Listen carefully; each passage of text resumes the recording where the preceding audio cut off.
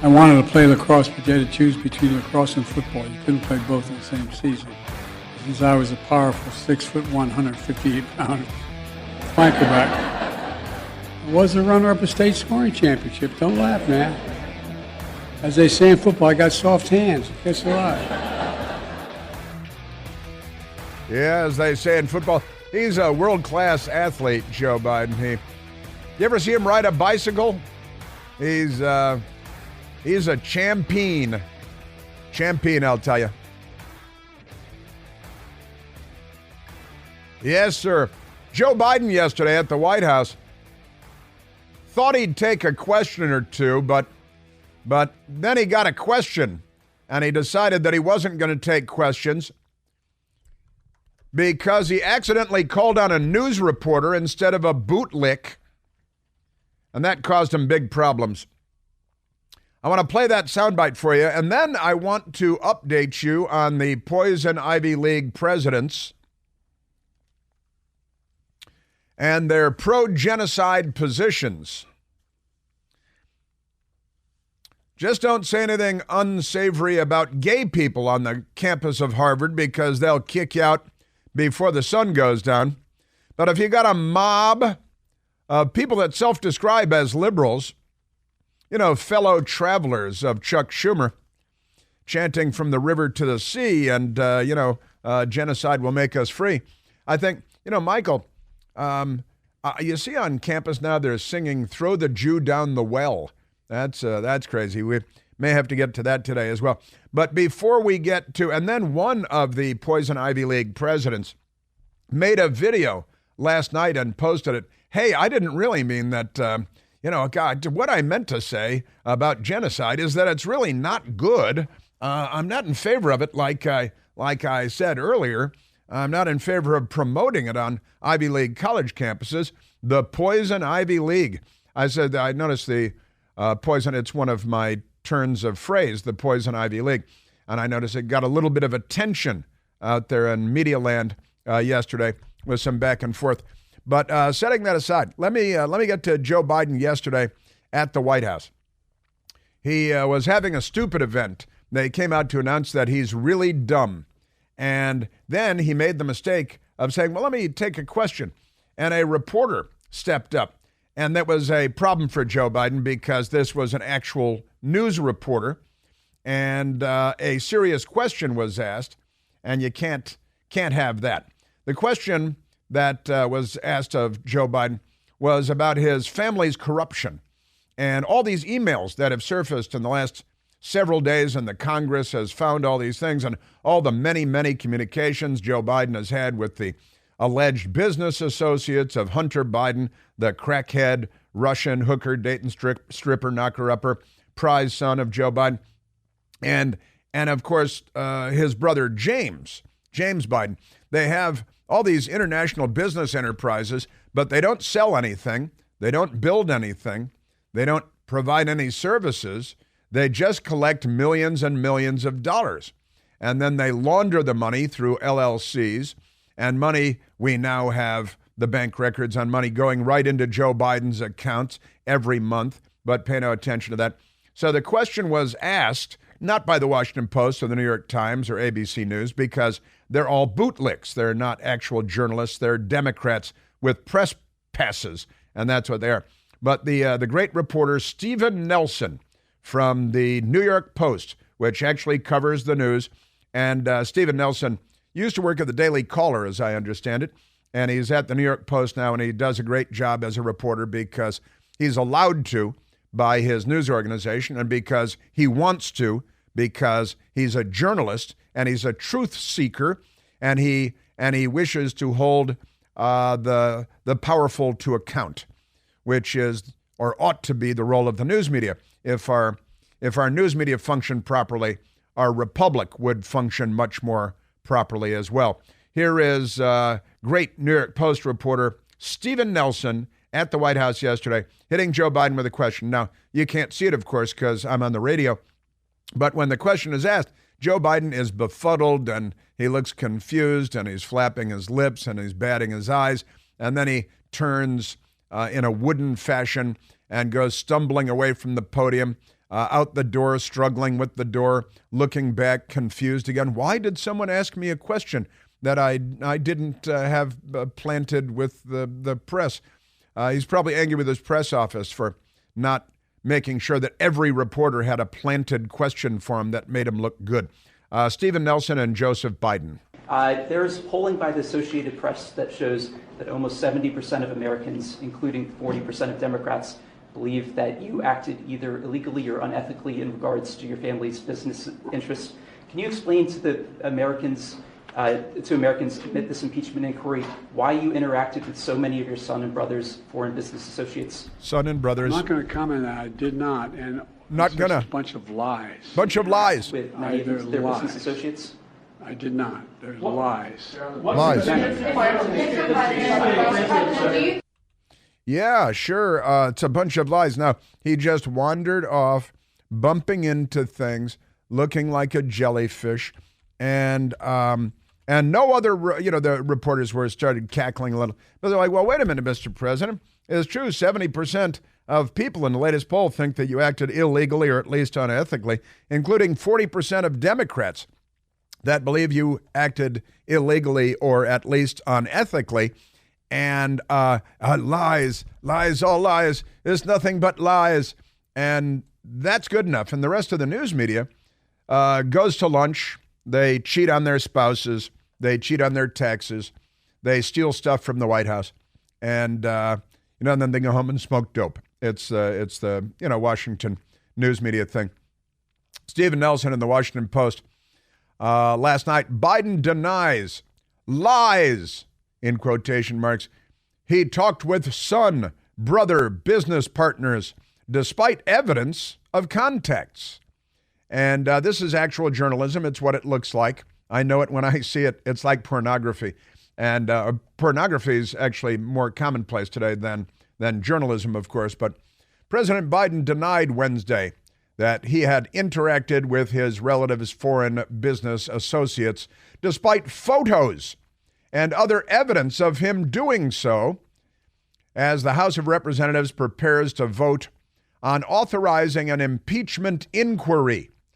I think we'll get to that, and it will be authorized, and then all the Democrats will vote against it, and then they'll pull the fire alarms and take down signs and claim that the doors attacked them and things, because Biden denounced as lies reports that he met with his son Hunter Biden and brother James Biden's contacts, despite confirmation with the paperwork and the receipts and everything, that he interacted with vice president with their Chinese, Kazakh, Mexican, Russian, and Ukrainian associates. That's all. Just China, Kazakhstan, Mexico, Russia, and Ukraine. Pay no attention to any of that. I did not. It's just a bunch of lies. They're lies. I did not. They're lies, he said. And then he stumbled off like the incoherent numbskull that he is, the dimwit that he is. And the rest of the news media, that's not in the Washington Post today. It's not there. They don't cover the news. They cover it up. Just extraordinary. And the House Republicans, to their credit, have collected the receipts. They've got the data, they've got the contacts, they've got the phone records, they've got the bank records, and the media, meaning the Democrat Party, continues to deny that there's anything to see here. Quite extraordinary. Quite extraordinary. Yes, sir. Now, let's get to these corrupt poison Ivy League presidents, right? Because these people were testifying, and I played a bunch of the audio for you yesterday about what was going on there. The Harvard, University of Pennsylvania, and MIT presidents. Now the headline is, under fire for despicable testimony. And this is the radical left-wingers at CNN, in fact. They're forced, this is when they're shamed. This is one of my rules. It's one of the Chris Plant rules that I've been using for many years, that the news media only responds to these big stories when they're shamed into covering them.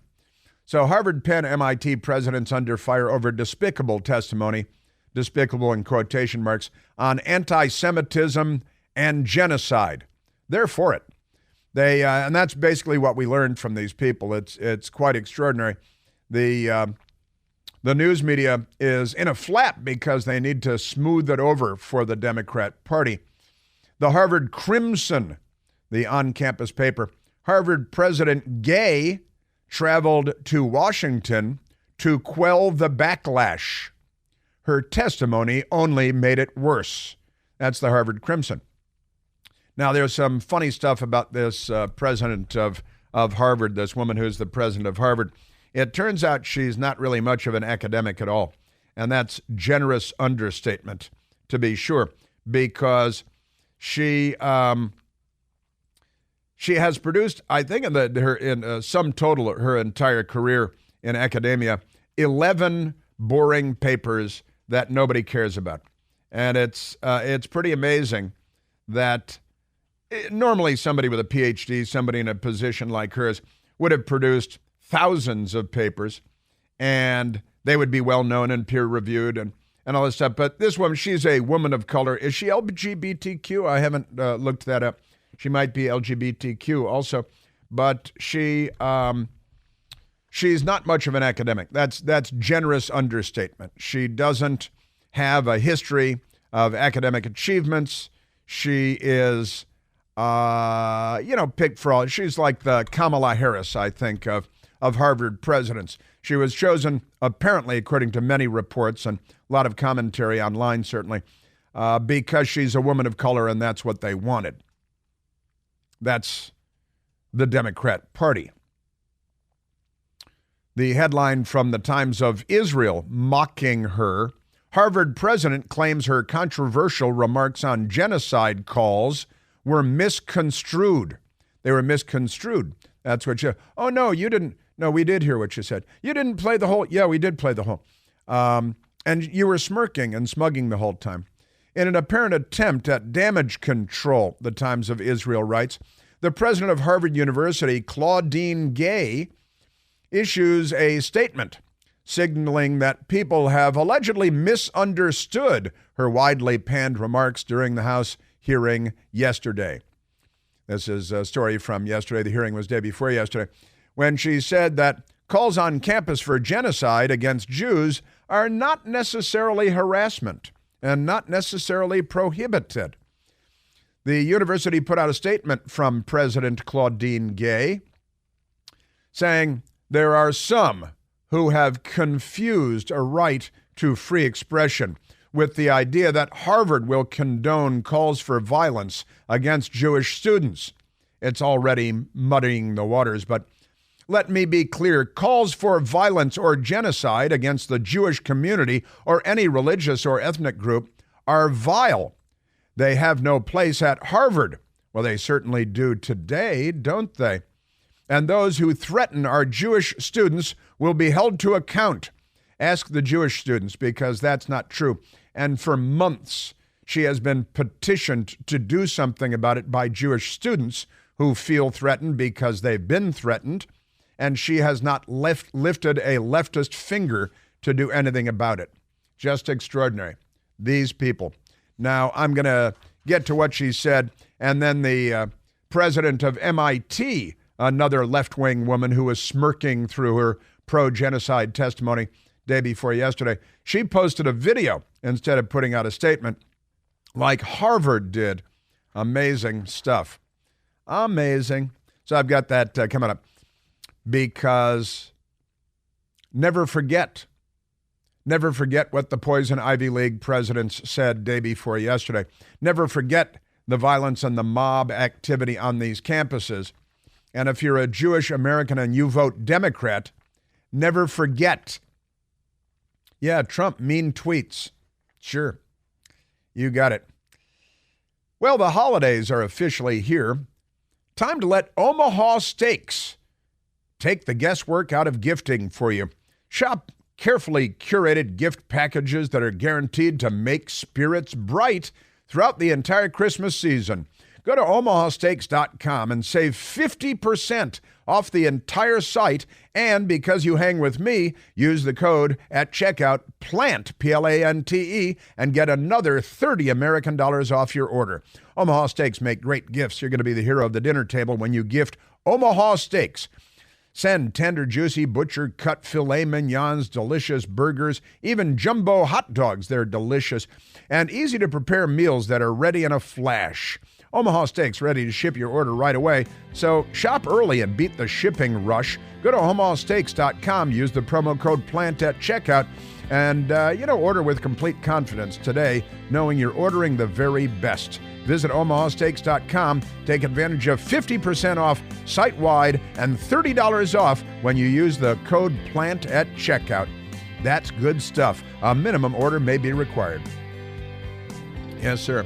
Yeah, so I want to play for you what these smirking left-wing hacks said while under oath on Capitol Hill day before yesterday, and what they're saying now as they and their media allies are scrambling to patch up the leaks in their genocide boat.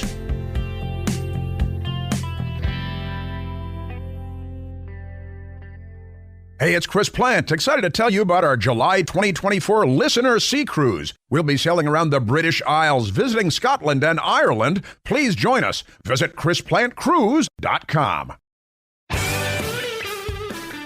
Today is also Pearl Harbor Day, the anniversary of the dastardly surprise attack on the United States of America by the Empire of Japan, December 7th, 1941, thrusting the United States into World War II and leading to events that would change the world, of course, and put the United States in the premier position anywhere in the world as the guarantors of liberty worldwide, stomping out tyranny with the Socialist Workers' Party in Europe and Imperial Japan in Asia, and kind of a big deal. And the post-World War II era leading to we call it the American century, more like a half century, but nevertheless, 1945, the United States of America became the guarantor of freedom and liberty in the world.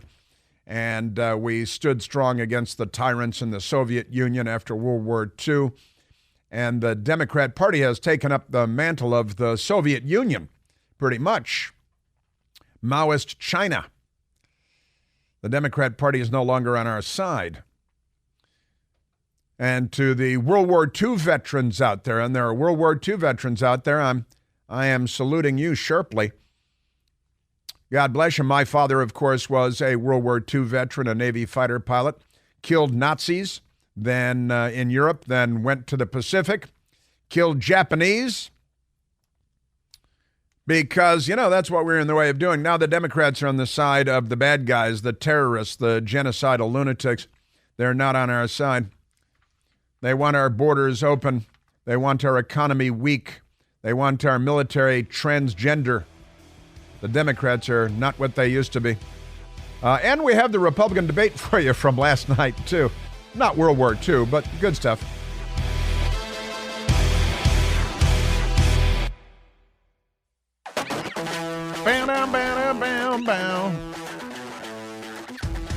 Let me get to these crazy, ridiculous Ivy League, poison Ivy League university presidents and Republican Congresswoman Elise Stefanik, who I've always liked very much, and she's great in hearings, speaking to the president of MIT, the Massachusetts Institute of Technology, Gesundheit, and her name is Sally Kornbluth. Sally Kornbluth. You'd think that Kornbluth would be a Jewish name. You'd think he'd be sensitive to matters of Jewish genocide and anti-Semitism. You'd be wrong, because it's rock, paper, scissors when you're a leftist, and being a leftist supersedes everything. Forget the rock, forget the paper, forget the scissors. It's leftism. It trumps it all. So here is, God bless her, Elise Stefanik, Congresswoman, asking a question of MIT President Sally Kornbluth, who doesn't apparently know how to answer it. Dr. Kornbluth, at MIT, does calling for the genocide of Jews violate MIT's code of conduct or rules regarding bullying and harassment? Yes or no? Nah. Targeted at individuals, not making public statements.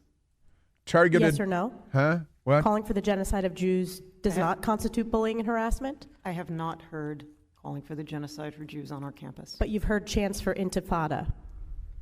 I've heard chants, which can be anti-Semitic depending on the context, when calling for the elimination of the Jewish people. So those would not be according to the MIT's code of conduct or rules. That would be investigated as harassment if pervasive and severe. If pervasive and severe. So several casual references to killing all the Jews, probably not a big deal.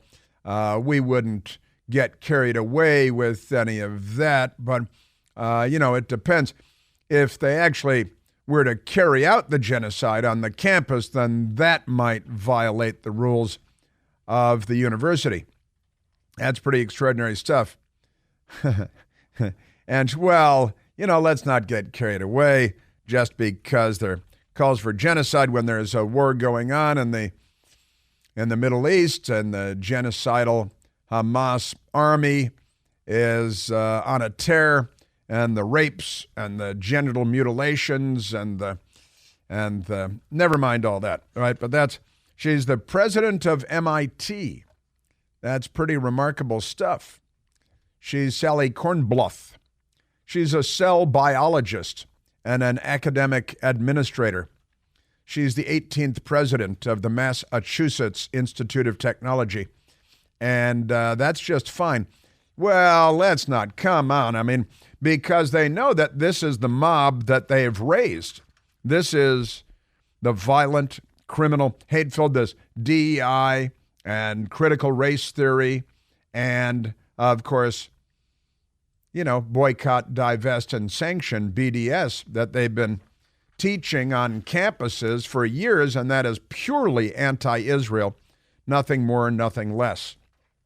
Then Elise Stefanik, again, Congressman Elise Stefanik with Harvard President Claudine Gay, does calling for a genocide of Jews at Harvard University, does that qualify as harassment? Would that be disallowed by the rules? And this woman is smirking like nobody you've ever seen. She looks like a high schooler who's, just gotten stoned and flushed her pot down the toilet when the teachers got there. She's smirking like a kind of a punky smirk. Claudine Gay. Dr. Gay, at Harvard, Dr. Gay, does calling for the genocide of Jews violate Harvard's rules of bullying and harassment? Yes or no? It can be, depending on the context. Context. What's the context? Targeted at an individual. It's targeted at Jewish students, Jewish individuals. Do you understand your testimony is dehumanizing them? Do you understand that dehumanization is part of anti-Semitism? I will ask you one more time. How come? Does calling for the genocide of Jews violate Harvard's rules of bullying and harassment? Yes or no? There's no yes answer. She never answers yes. That's not what she's going to do. It's not what she's there to say. But Elise Stefanik was persistent. Anti-Semitic rhetoric, when it crosses into conduct, that crosses into bullying, harassment, intimidation, that is actionable conduct, and we do take action. So the answer is yes, that calling for the genocide of Jews violates Harvard Code of Conduct, correct? Again, it depends on the context. It does not depend on the context. The answer is yes, and this is why you should resign. These are unacceptable answers across the board. There are calls for all three university presidents to resign. Well, if it crosses into conduct, so you can talk about committing genocide against the Jews, and that's okay. That doesn't violate the Code of Conduct. But if you actually perpetrated genocide against the Jews, that would violate, as I understand it, I think I understand it clearly. She was more clear than people give her credit for, I think. If you actually perpetrate a genocide, if you commit genocide, then that, I believe, would violate Harvard's Code of Conduct. Right? But until then, we need to put this into context. You see, these students are not actually perpetrating a genocide, as she smirks at the congresswoman who is trying to get to the truth from the poison Ivy Leaguers. But never mind that. That's her. And she wouldn't say it. She would never say, yes, it violates our code of conduct. Is it allowable? No, she would not say that. She wouldn't say any of this. Just amazing stuff. We played this audio for you yesterday. We played it before. This is a Jewish Harvard student trying to saunter across Harvard Yard when a mob of vile, violent, anti-Semitic students surrounded this young man and were up in his face screaming, shame, shame, shame. Does this violate the code of conduct?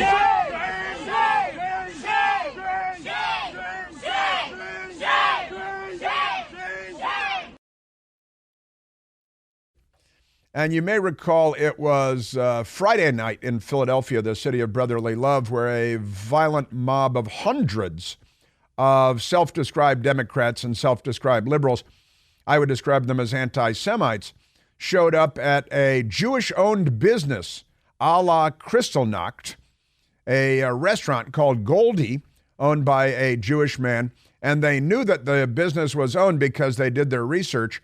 They knew that the business was owned by a Jewish man, and so they attacked the business, the big mob of hundreds of Democrats. They attacked the business and they defaced. It was Kristallnacht style. They defaced, they vandalized, they graffitied, they committed damage to the restaurant while the violent mob, and they had just walked across the campus of the University of Pennsylvania, according to reports that I read, and the violent mob of hundreds of anti-Semite Democrats showed up at Goldie Restaurant. So Goldie, you can hide! We charge you with genocide!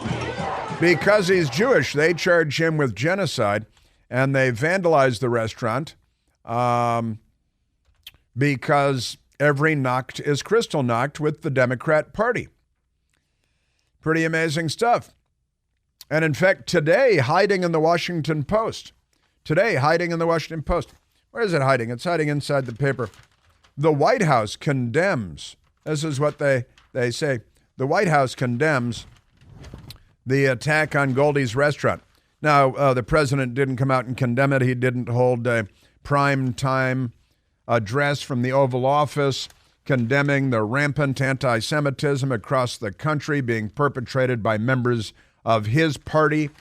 No, but on CNN, they had a communist, Van Jones, who was going on and on about, remember Charlottesville, the Jews will not replace us. Yeah, okay. The Democrats are going to make sure of that, I guess. The Democrats are the brown shirts of the 21st century, and that's pretty remarkable stuff. Now let's get back to the hearings on Capitol Hill, the hearing on Capitol Hill from day before yesterday. And when it crosses into conduct, actually implementing the genocide, not just conspiring and threatening. Again, it's Congresswoman Stefanik with the University of Pennsylvania UPenn President Liz McGill. And they're all sitting there, the three of them side by side, and they should be wearing armbands and hi-hats, some kind of hi-hat. The Stefanik with the University of Pennsylvania, Congresswoman Stefanik, University of Pennsylvania President Liz McGill. Ms. McGill, at Penn, does calling for the genocide of Jews violate Penn's rules or code of conduct? Yes or no? If the speech turns into conduct, it can be harassment. Wow, Yes. same I thing. am asking, So specifically calling for the genocide of Jews, does that constitute bullying or harassment? If it is directed and severe or pervasive, it is harassment. So the answer is yes. It is a context-dependent decision. wow, they all have the same It's a answer. context-dependent decision. That's your testimony today. Calling for the genocide of Jews is depending upon the context. That is not bullying or harassment. This is the easiest question to answer yes, Ms. McGill. It sure is. Honestly, just extraordinary. Man, I'm telling you. Also, the Democrats, because they're fascists, they're not liberals. The Philadelphia Inquirer has the story today. Goldie, the restaurant in Philadelphia, Goldie workers, that would be employees if they weren't Soviets at the Philadelphia Inquirer. Goldie workers say they were fired for wearing Palestinian flag pins. Now, it's an Israeli Jewish owner of the restaurant. Cook and Solo apologizes for the tense climate. That's the parent company. And it's not their fault, but they're apologizing anyway because they're the Jews. 2 workers, that's employees, at Goldie say they were fired for wearing pro-Palestinian flag pins at work. They should wear Nazi armbands instead. But in a letter sent to staff members Wednesday, Cook and Solo addressed the tense environment. Again, that's the company that owns a number of restaurants in Philadelphia, including Goldie. And the news media is on the side of the pro-Hamas mob. Workers at Goldie, a restaurant targeted by a pro-Palestinian protest, that's pro-Hamas, pro-genocide mob, but they don't call it that because they're lefties, said the political climate at the restaurant has been unraveling for weeks before the high-profile episode, creating a situation for which the company has now apologized. 2 workers at Goldie said they were recently fired for wearing pro-Palestinian flag pins to work. They, along with 3 other current and former Cook and Solo employees, told the Inquirer that the restaurant group had made a political statement on the conflict by hosting an October 12th fundraiser for a nonprofit that provides aid to the Israeli military. I believe it's actually a medical. I think the Inquirer is lying about that and misrepresenting that because I read about this previously, and he was raising money for an organization, a nonprofit that does medical work in Israel, but never mind that. And misled employees about the nonprofit work and then thrust workers into a politically difficult position for nearly 2 months because the workers are pro-Hamas and pro-genital mutilation, pro-kidnapping and rape, pro-genocide. They chant from the river to the sea, and they say, Goldie, Goldie, you can't hide. We charge you with genocide. Just amazing. Man, oh man, a Shevitz, I'm telling you. Just wacky stuff. Now let's get back to Stefanik and Congresswoman Stefanik and UPenn President Liz McGill, because this is, again, in the same city in Philadelphia, and the mob, according to accounts I read, had walked across the campus of the University of Pennsylvania before going and accusing a Jewish man of genocide because he supports what I also read in multiple outlets, was a medical nonprofit operating in Israel. So is your testimony that you will not answer yes? If the Yes speech or no? if the speech becomes conduct, it can be harassment. Yes. Conduct meaning committing the act of genocide? The speech is not harassment? This is unacceptable, Ms. McGill. I'm going to give you one more opportunity for the world to see your answer. Does calling for the genocide of Jews violate Penn's code of conduct when it comes to bullying and harassment? No, yes or no? This is the left. It can be harassment. Wow, she seemed very frustrated that she had to finally it can be. But it depends on the context. Until it becomes conduct, the Nazis had a meeting outside of Berlin called the Wannsee Conference. 15 Nazi leaders met where they agreed upon the final solution, the total extermination of the Jewish population in Europe and beyond. Now, that was, out of context, a genocidal meeting, but it didn't become conduct until they actually closed the doors on the gas chambers. And I guess the same holds true in the Ivy League. Why do you think it's called the Poison Ivy League? If the speech becomes conduct, and she correctly, Congresswoman Elise Stefanik, says, so wait, you mean like committing the act of genocide? That would be the conduct that you prohibit, but nothing up until that point is even frowned upon. They call themselves liberals. They smirk smugly. The Poison Ivy League produces them by the tens of thousands, and they're loose in the streets of America. They should be wearing armbands.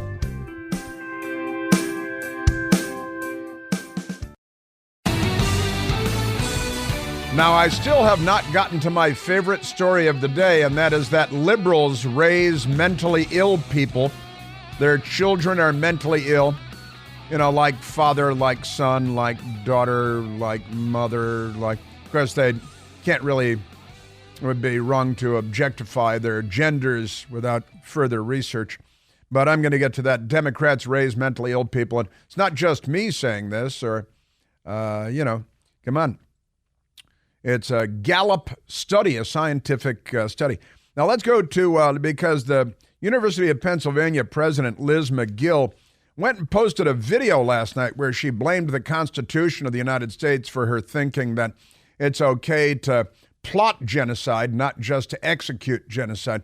And she posted a video and it's like, maybe I didn't get it quite right. I want to be clear.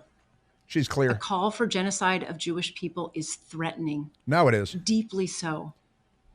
It is intentionally meant to terrify a people who have been subjected to pogroms and hatred for centuries. Yeah. And were the victims of mass genocide in the Holocaust. Well, not if you ask the squad. In my view, it would be harassment or intimidation. Well, now it would be. Now, so the moral clarity took some coercion when it comes to old Liz McGill, the president of an Ivy League university.